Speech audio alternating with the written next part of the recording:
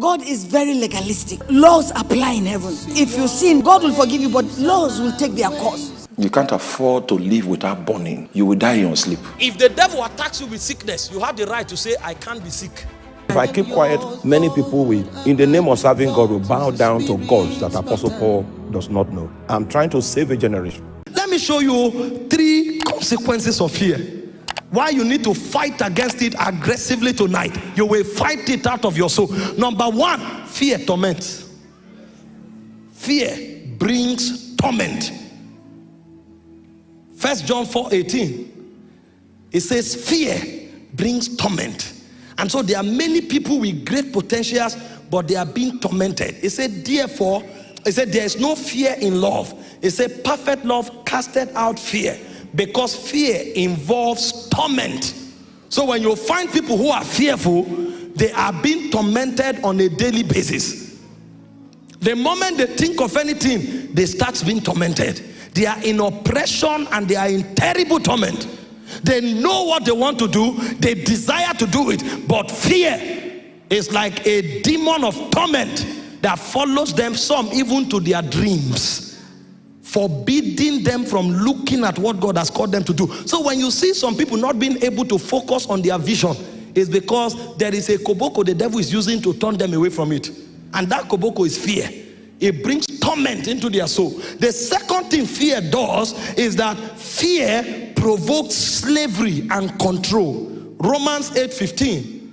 When you find fearful people, they may have the best of potentials, but they are living like slaves, never daring to live out their potentials. He said, for you did not receive the spirit of bondage again to fear. So fear puts people in perpetual captivity. Fear is bondage. And so many people try, but they are in prison.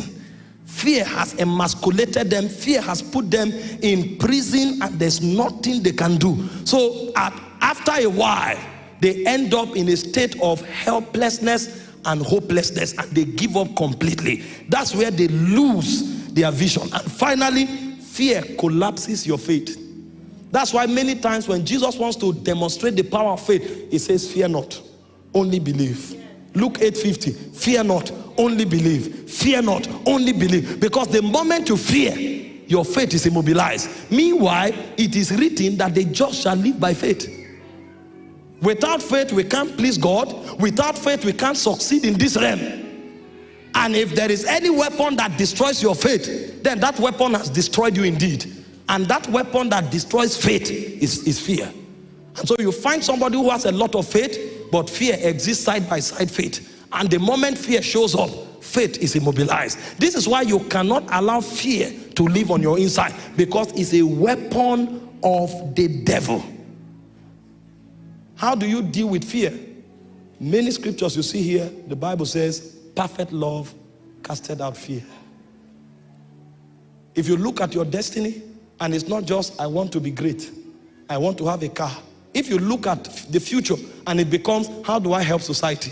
How do I help humanity? How do I glorify God? You will discover that gradually that fear will go away.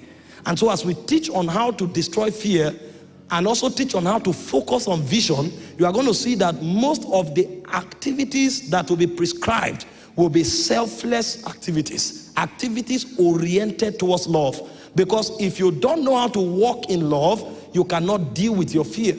And if you focus on your fears, you cannot focus on your dreams. Meanwhile, dreams are meant to be dreamt by even the old. That means we dream until the day we leave this world. And that's why you cannot tolerate fear for a second.